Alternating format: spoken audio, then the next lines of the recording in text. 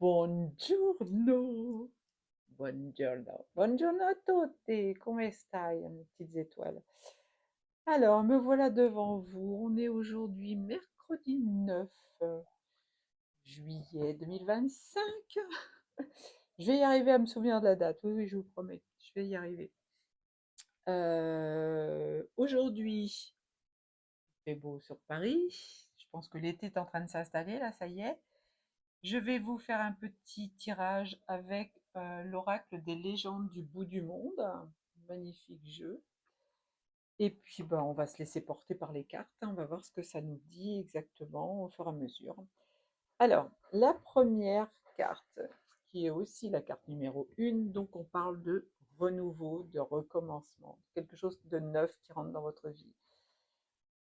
La carte du capitaine, c'est quoi? Quand il y a un bateau qui navigue, le capitaine, c'est celui qui tient la barre. Il ne lâche jamais la barre. Même dans les plus grandes tempêtes, il est toujours à la barre. On dit bien le capitaine ne quitte jamais son navire. Ben vous, c'est pareil. C'est votre vie, là. Vous êtes le capitaine de votre vie.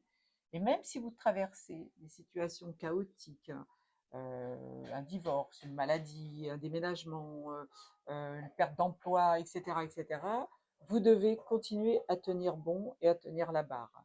Là, on vous demande de ne pas quitter le navire, de faire en sorte que vous alliez dans le sens que vous avez choisi d'aller. Parce que l'univers ne vous envoie rien facilement.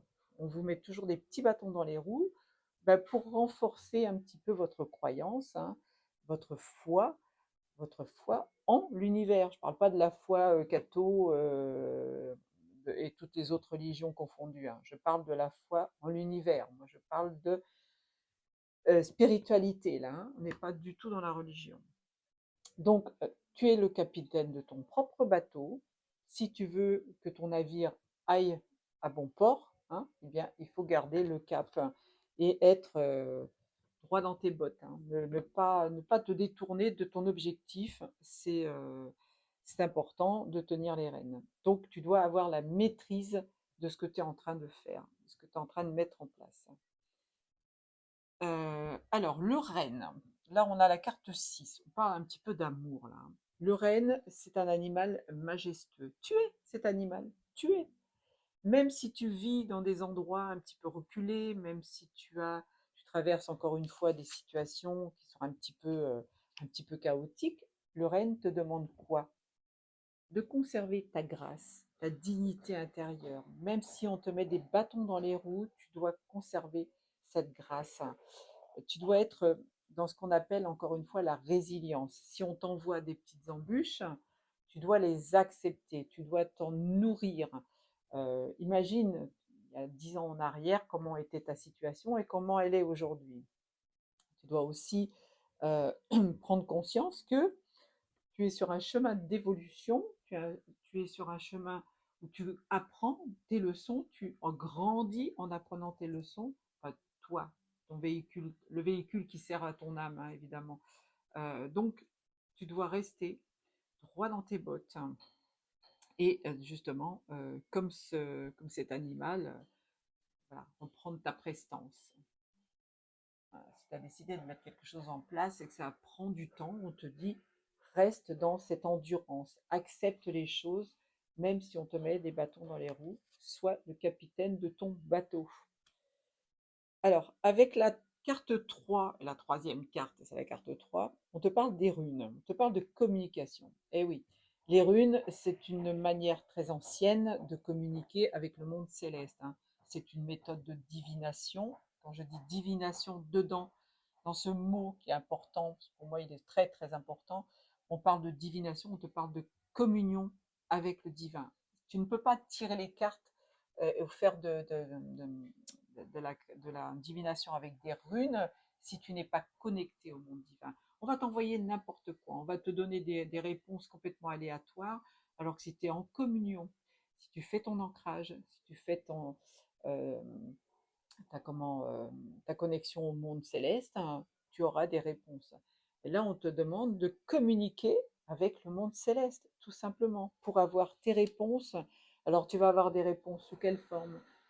Sous forme de bruit, exemple, les travaux en face, la cloche des bonnes sœurs qui sonne, quelqu'un qui va passer à côté de toi, qui va te donner la réponse dans sa phrase, un livre que tu vas ouvrir et tu vas avoir une phrase qui va te sauter aux yeux, tu vas dire mais ouais, mais c'est ça qu'il faut que je fasse, c'est ça qui me convient.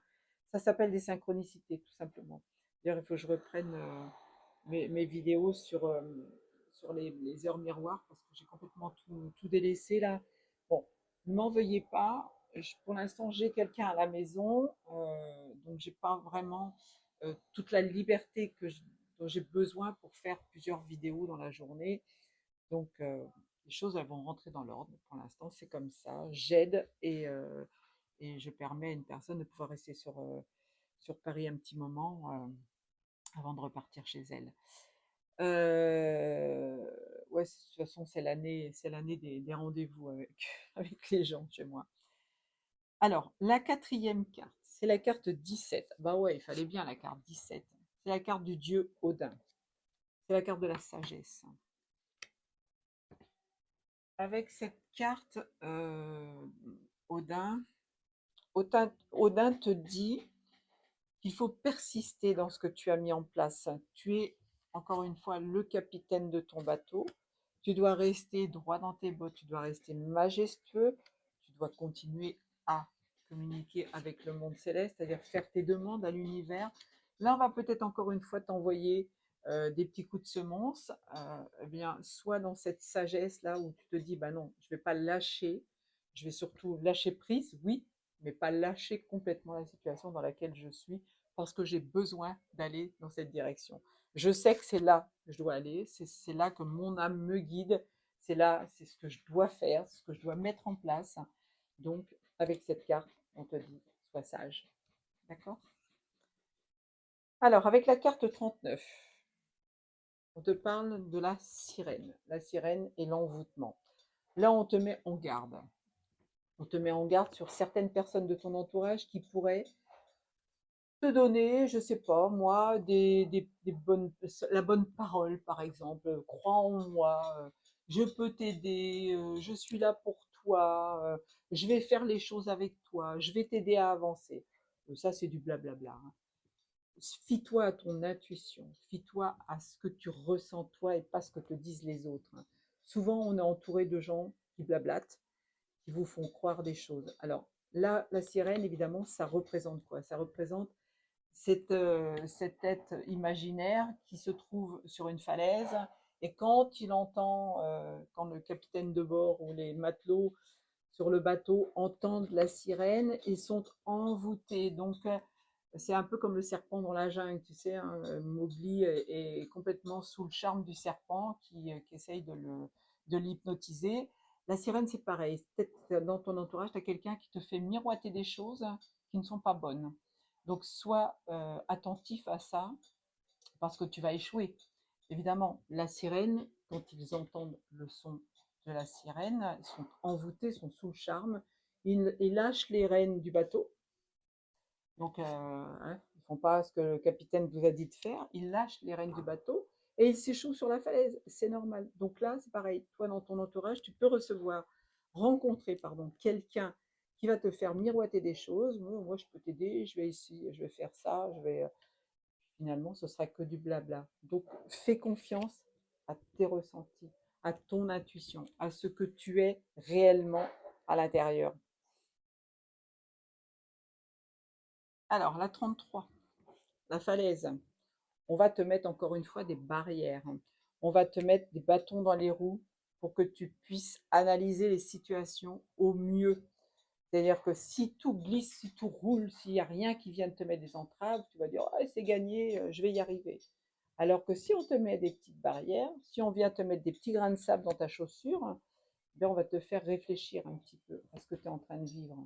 Alors cette carte, elle suit aussi la sirène. Donc les falaises, c'est quoi? C'est que tu peux arriver au bord de la falaise et puis te dire qu'est-ce que je fais? Je me jette dans le vide. Peut-être que c'est justement une entrave qu'on te met pour que tu t'arrêtes un petit peu, pour que tu réfléchisses, pour que tu t'éparpilles pas dans tous les sens. Tu as besoin de te recentrer. La falaise, c'est ça aussi. C'est, on te dit stop, stop à cette situation, stop à ce changement. Tu n'es pas prêt, tu as peut-être autre chose à faire à côté. Donc là, sois prudent. d'accord? Sois prudent par rapport à cette falaise. Si tu te jettes dans le vide, alors souvent je vous dis, jetez-vous justement dans le vide parce que vous avez besoin de sortir de votre zone de confort. Mais là, dans le contexte de ce jeu, on te dit, fais attention là où tu vas. Fais attention à cette fameuse sirène, cette fameuse personne qui va venir te jouer de la musique à tes oreilles et qui va être fausse. D'accord? Alors, l'ado de deck, c'est la 52, 5 et 2, 7. On est tout à fait dans le domaine du divin. On te parle de trésor, on te parle d'abondance. Okay, donc, il y a peut-être de l'abondance qui arrive dans ta vie. L'abondance, je vais lire le petit livre qui correspond, comme je fais d'habitude. 52, 5 et 2, 7. Alors, le trésor est l'incarnation de la richesse matérielle, de l'abondance et de la chance.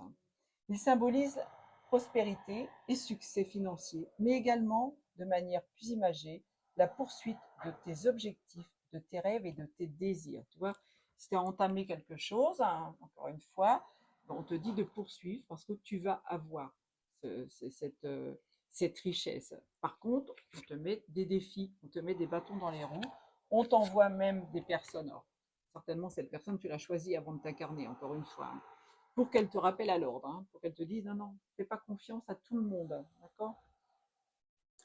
Le trésor que l'on espère vaut presque le trésor qu'on a. On te parle d'abondance, d'argent, de bonheur, de chance, de ressources. Donc, si tu es dans un passage où tu es en demande d'argent, en demande d'amour, en demande de quoi que ce soit, tu vas l'obtenir. La période est propice à la réussite de tous les aspects importants de ton existence. Vos investissements en temps, en énergie et en travail acharné sont sur le point de porter leurs fruits. La vie vous offre un trésor inestimable sous la forme de nouvelles possibilités financières, de succès matériel et de prospérité. Tu as besoin peut-être de changer tout simplement de travail pour t'amener vers quelque chose de plus enrichissant. Et là, je t'ai dit ça, elle était 12 minutes 21, donc une heure inversée. La vie vous offre un trésor inestimable sous la forme de nouvelles possibilités financières. Bon, ça, je l'ai déjà dit. Tout comme un trésor est caché, ces opportunités peuvent ne pas être immédiatement évidentes. Pardon. Je l'ai répété 2 fois immédiatement, c'est pas anodin ça. Mais elles sont là, attendant d'être découvertes. Tout comme un trésor précieux, prenez le temps d'apprécier les richesses que la vie vous offre. Partagez votre abondance avec les autres et répandez la joie autour de vous. Vous avez la capacité de créer un cercle positif d'influence et d'inspirer ceux qui vous entourent. Partagez votre trésor avec vos proches et exprimez votre gratitude. Marrant, ce matin, j'étais en train de discuter avec la personne qui est chez moi en ce moment là, et tout d'un coup, on a un petit oiseau qui est venu se poser sur la rambarde du balcon. Alors un moineau, c'est très rare, en plus il y a beaucoup de bruit, donc ils sont un peu effrayés. Là, on était en train de parler, je ne sais plus de quoi, mais à un moment, j'ai regardé mon ami, je lui ai dit, t'as vu, on a la réponse. On a la réponse à notre demande par justement ce petit oiseau. Donc voilà, l'abondance, le trésor. Donc sachez que si vous avez demandé à l'univers de recevoir quelque chose, vous allez avoir l'abondance. Et alors, il y a un truc incroyable, je suis en train de regarder là. Dans ce jeu, j'ai à nouveau le capitaine. C'est-à-dire que je ne vous mens pas, j'ai 2 fois la même carte, hein. Elle arrive en premier et elle arrive en dernier. Elle est donc sous celle du dos de deck. Donc dans ce jeu, on a 2 fois la maîtrise, donc on vous dit bien de garder le cap. Vous allez avoir des embûches, vous allez avoir des choses qui vont venir vous casser les pieds, mais c'est pour quelque chose de mieux et c'est pour vous amener justement à bon port. Et là, c'est vraiment confirmé, hein. Alors, en plus, on a la suite, on a l'arbre monde, on a encore une fois la connexion, la communication. Waouh, magnifique. Bon, j'arrête là parce que sinon je vais faire tout le jeu. Et donc je vais passer à. Alors j'ai tiré, pardon, je sais pas où elle est la boîte, voilà. J'ai tiré le petit oracle pour communiquer avec les animaux. Donc vous avez peut-être des animaux qui ont besoin de vous parler. Donc la première carte qui est sortie, c'est le non. La réponse est non. Si tu t'es posé, si tu n'as pas posé de questions, ce message vient à toi pour t'aider à apprendre à dire non et pour que tu t'affirmes sur ton chemin. Tu vois, si tu rencontres une personne qui essaye de te déstabiliser en te faisant miroiter des choses, là, sache qu'il faut savoir lui dire non. Il faut savoir lui faire stop. Tu as assez envahi ma vie, elle m'a assez donné de fausses informations. Maintenant, je vais te dire non. Et elle est vraiment juste en dessous la carte, hein. On te parle de bonheur. Je souhaite te faire savoir que je suis heureux. Si vous avez un animal qui est dans l'au-delà, là, il vous fait savoir qu'il est bien, qu'il veille sur toi, qu'il est content de ce que tu vis et qu'il te protège. On parle d'émotions. Nos émotions ne sont pas là par hasard. Je ressens et je révèle tes émotions. Je révèle tes émotions à travers mon comportement. J'équilibre tes énergies, mais tu as besoin de faire une partie du travail. Peut-être que vous avez dans votre environnement des chats. Les chats, vous savez que ce sont des êtres extraordinaires qui se posent à côté de vous pour manger vos énergies négatives. Et la nuit, ils les envoient dans les terres, hein, ils rentrent chez eux à la maison, hein, sur leur planète. Oui, oui, oui, oui, oui, je sais, je vais perdre la moitié de mon audience, mais c'est pas grave. Donc les chats sont très importants par rapport à vos émotions. Ils prennent, quand ils sont vraiment collés à vous, c'est que vous avez besoin de libérer des émotions. S'ils sont partis chasser et qu'ils vous ignorent, alors là, tout va bien, vous n'êtes pas en perdition. Là, c'est important de savoir que vos chats, vos chiens sont là pour vous aider. Alors, 9 juillet, aujourd'hui, je fais un cadeau gratuit. En général, un cadeau, c'est gratuit, hein. J'offre une plante verte à un ou à une collègue pour égayer son bureau. J'offre à ma mère ou à ma belle-mère un cadre avec les photos de ses petits-enfants. J'offre un livre de développement personnel à une ou un ami. Je suis attentif à ce que je ressens, à ce que ressent, pardon, celui qui reçoit ce cadeau.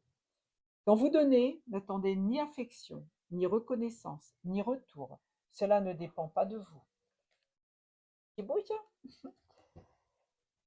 Est-ce que j'ai bon? Oh, 17 minutes, hein, c'est bien. Voilà, le temps que je finisse, ça va faire du 18 minutes. Je vous fais plein de gros, gros, gros poutous. Je vous dis, passez une belle journée. Moi, ce soir, je vais au spectacle, hein. Je vous ferai certainement des petites photos, petites vidéos, peut-être si j'ai l'autorisation. On ne sait jamais. Mais voilà, je vous parlerai de ce que je fais ce soir.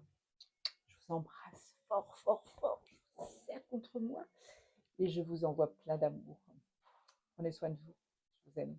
Ciao, ciao.